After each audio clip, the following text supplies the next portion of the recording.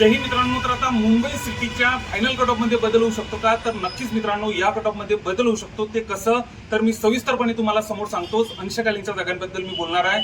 त्याच्याच बरोबर आता तुम्हाला फक्त मी आपल्या जीकेच्या पीडीएफ बद्दल सध्या थोडी माहिती देतो. तर आपण जीकेची पीडीएफ अशा प्रकारे बनवणार आहे की ते तुम्ही वाचल्यानंतर तुम्हाला इतर कोणतंही पुस्तक वाचायची गरज पडणार नाही, कोणतीही थेअरी वाचायची गरज पडणार नाही, कोणत्याही प्रश्नपत्रिकांचा तुम्हाला अभ्यास करावा लागणार नाही. अशा प्रकारची ती पीडीएफ आपण जीकेची पीडीएफ स्पेशली बनवणार आहे. तर त्या जीकेच्या पीडीएफ मध्ये मी तुम्हाला नेमकं काय देणार आहे, तर जीकेच्या पीडीएफ मध्ये आपण पोलीस भरतीचे आतापर्यंत विचारले गेलेले प्रश्न, त्याच्यानंतर तलाठी भरतीचे आतापर्यंत विचारले गेलेले प्रश्न, त्याच्यानंतर एमपीएससीचे निवडक जीकेचे प्रश्न, त्याच्यानंतर सरळ सेवेमध्ये आतापर्यंत विचारले गेलेले जीकेचे सर्वचे सर्व प्रश्न, अशा प्रकारे त्याच्याच बरोबर आपण 2 ते 3 पुस्तकांची अभ्यास करून चाळणी करून, म्हणजे विद्या भारतीचं पुस्तक असो, त्याच्यानंतर नोबलचं पुस्तक असो, त्याच्यानंतर सह्याद्रीचा ठोकळा असो, अशा काही पुस्तकांची चाळणी करून त्यामध्ये अतिसंभाव्य प्रश्न कशा प्रकारे बनू शकतात हे आपण सर्व काही एकत्रित करून आपण जीकेची अशा प्रकारची पीडीएफ बनवणार आहे. तर आता ही पीडीएफ मी नेमकी कधी बनवेल, तर आता जर मला व्हॉट्सअपला 100 मेसेज जर तुमचे अशा प्रकारचे आले की जीकेची पीडीएफ बनवा, अशा प्रकारचे जर मला मेसेज आले, तर नक्कीच मित्रांनो मी ती पीडीएफ बनवणार आहे. ही पीडीएफ वाचल्यानंतर तुम्हाला इतर काहीही करायची गरज पडणार नाही, इतकं मी तुम्हाला सांगतो. अधिक माहितीसाठी माझ्या व्हॉट्सअपचा क्रमांक आहे 79 72 78 40 38. या व्हॉट्सअपला मला फक्त तुम्ही मेसेज करा, जीके पीडीएफ बनवा. नक्कीच मी त्याच्यावरती काम करणार आहे. फक्त 100 मुलांनी जरी केलं तरी मी त्याच्यावरती काम करणार आहे. तर आता मित्रांनो, आपल्या मुंबई सिटीच्या फायनल कट ऑफ मध्ये बदल होऊ शकतो का? तर नक्कीच मित्रांनो, आता याच्याबद्दलचे मला काही दुपारून कॉल आले होते. तर आता तुम्हाला सांगतो अंशकालीनच्या जागांबद्दल.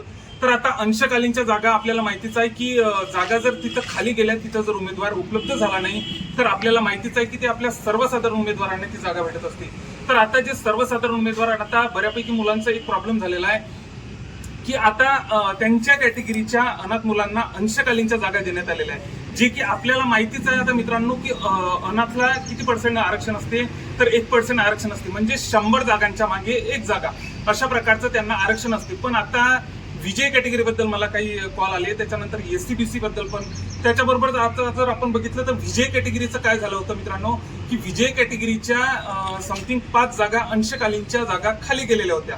पण आता त्यामध्ये तिथं काय झालेलं आहे मित्रांनो, तिथं सर्वसाधारण उमेदवारांना अंशकालीनच्या कमीत कमी 2 किंवा 3 तरी जागा मिळणं अपेक्षित होतं. पण आता तिथं नेमकं घडलेलं आहे काय मित्रांनो, तर तिथं अंशकालीनच्या 4 जागा ह्या अनाथ उमेदवारांना मिळालेल्या आहे. त्याच्यानंतर 1 जी जागा आहे ही सर्वसाधारण उमेदवारांना मिळालेली आहे. त्याच्याच बरोबर आता म्हणजे 50% जास्त जागा अनाथ कॅटेगरीला मिळाल्या. त्याच्यानंतर एससीबीसी कॅटेगरी बद्दल तसंच घडलेलं आहे. बऱ्यापैकी कॅटेगरी बद्दल पण तसंच घडलेलं. आता एससीबीसीला 18 अंशकालीनच्या जागा होत्या. त्याच्यानंतर फक्त त्यांना सर्वसाधारण उमेदवारांना 9 जागा व अनाथला त्या कॅटेगरीच्या 9 जागा, अशा प्रकारे जागा मिळालेल्या आहे.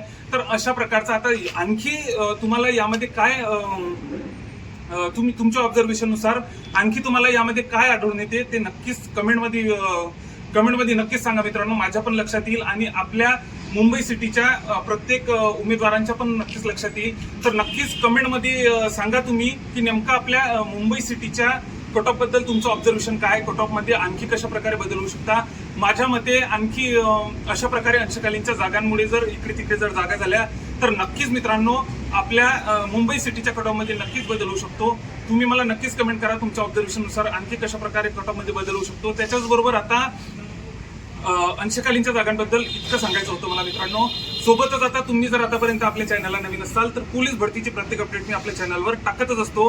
त्यामुळे जे आतापर्यंत आपल्या चॅनलला नवीन असाल व ज्यांना जीकेची पीडीएफ पाहिजे असेल, व्हॉट्सअपचा क्रमांक दिलेलाच आहे 79 72 78 40 38 हा माझा व्हॉट्सअपचा क्रमांक आहे. नक्कीच मला व्हॉट्सअप करा. सोबतच तुम्ही जर चॅनलला नवीन असाल तर चॅनलला आपल्या नक्कीच सबस्क्राईब करा. जय हिंद.